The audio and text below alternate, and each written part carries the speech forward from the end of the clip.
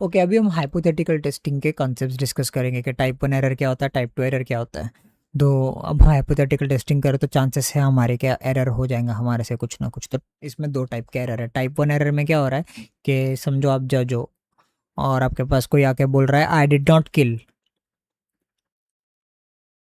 आप वकील को बुलाते हो, वकील आपको एविडेंस दिखाता है, आप एविडेंस के बेसिस पे जज करते हो और बोलते हो कि हाँ ये एविडेंस स्ट्रॉन्ग इनफ है, तूने मर्डर किया है, इसको जेल में डाल दो। तो ये जेल में चले जाता है। फिर जो एविडेंस पे कार्रवाई होती है तो मालूम पड़ता है कि इसने तो मर्डर किया ही नहीं था, हमने बेगुनाह को जेल में डाल दिया ऐसे ही। तो गलत हो गया ना ये, तो ये टाइप 1 एरर हो गया। अब टाइप 2 एरर वही सेम सिनेरियो लेंगे। आप जज हो, आपके पास कोई आ रहा है, कह रहा है कि आई डिड नॉट किल। अब वकील को बुलाए, एविडेंस लिए, एविडेंस को देखे, बोले कि एविडेंस हाँ यार तू तो सच्ची में मर्डर नहीं किया है, तू बेगुनाह है, चल जा घर पे जा तू। तो इसको घर पे छोड़ दिया। फिर बाद में वापस वो एविडेंस चेक हुआ और मालूम पड़ा कि इसने तो मर्डर किया था, तो अपने क्रिमिनल को खुला छोड़ दिया ऐसे ही। तो ये बड़ा एरर हो गया ना, तो ये टाइप 2 एरर होता है। यही दो टाइप के एरर होते हैं हाइपोथेटिकल टेस्टिंग में, टाइप 1 एरर और टाइप 2 एरर। तो उसके ऊपर अपना पावर ऑफ टेस्ट कैलकुलेट होता है। पावर ऑफ टेस्ट का क्या फंडा है मालूम, simple, 1 minus probability of type 2 error, बड़ा वाला एरर की प्रोबेबिलिटी।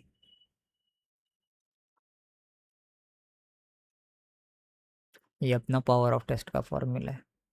अब स्टैंडर्ड एरर क्या होता है, कभी कभी आपके पास पॉपुलेशन गिवन रहता है, तो स्टैंडर्ड एरर का फॉर्मूला होता है population divided by root of your number of samples. But real life में क्या होता है कि आपके पास पॉपुलेशन रहता है नहीं, आपके पास सैंपल ही रहता है।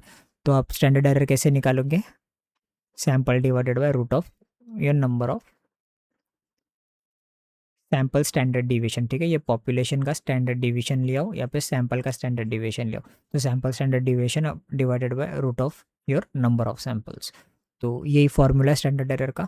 अब ये टाइप 1 एरर, टाइप 2 एरर मैंने आपको लॉजिकली तो बता दिया कि क्या होते हैं, बट अभी थोड़ा टेक्स्ट बुक के टाइप से समझते हैं कि टेक्स्ट बुक किस तरीके से समझा रहा है अपने को टाइप 1 एरर और टाइप 2 एरर। तो टाइप 1 एरर को क्या बोल रहा है वो, कि पहले ऐसा समझो कि नल हाइपोथेसिस है अपना, जो कि एच ओ है। तो एच ओ मतलब एच ओ वाला सिनेरियो क्या बताया था मैंने, जज है, कोई आ रहा है, क्या बोल रहा है कि मैं इनोसेंट हूँ, वकील आ रहा है, एविडेंस दिखा रहा है, हम एविडेंस देख रहे हैं, उसके बेसिस पे इसको बोल रहे हैं हाँ एविडेंस स्ट्रॉन्ग इनफ है, तेरे को जेल। बट ये जब बोल रहा था मैं इनोसेंट हूँ तो वो सच बोल रहा था ना, तो ये ट्रू था। बट हम क्या कर दिए, रिजेक्ट कर दिए इसको कि भाई तू इनोसेंट नहीं, तू गिल्टी है, तू जेल में जाएगा। तो what happen in type 1 error is we reject null hypothesis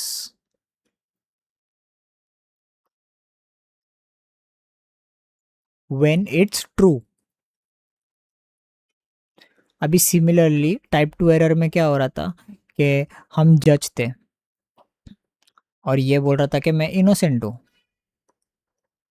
हम वकील को बुलाए, एविडेंस देखे, एविडेंस देख के बोले हाँ तू इनोसेंट है, तू घर पे जा, ऐसा बोल दिया उसको।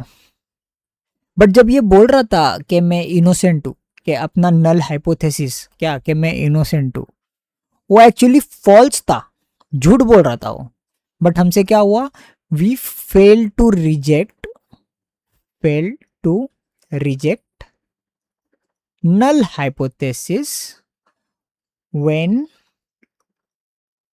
it's false, कि हम रिजेक्ट कर ही नहीं पाए उसको, इसके नल हाइपोथेसिस को, मतलब कि एक गुनहगार को हमने खुला छोड़ दिया, क्रिमिनल को हमने खुला छोड़ दिया। इसको बोलते हैं हम टाइप 1 एरर और टाइप 2 एरर। अभी एक और एक कंसेप्ट है आपके आपको इसके अंदर हाइपोथेटिकल टेस्टिंग में, वो है टेस्ट स्टैटिस्टिक्स। तो टेस्ट स्टैटिस्टिक्स को आपको एक फॉर्मूला दिया गया है, उसके अंदर कैसे कैलकुलेट करते हैं, बट मैं आपको पहले बताता हूँ कि टेस्ट स्टैटिस्टिक्स होता क्या है।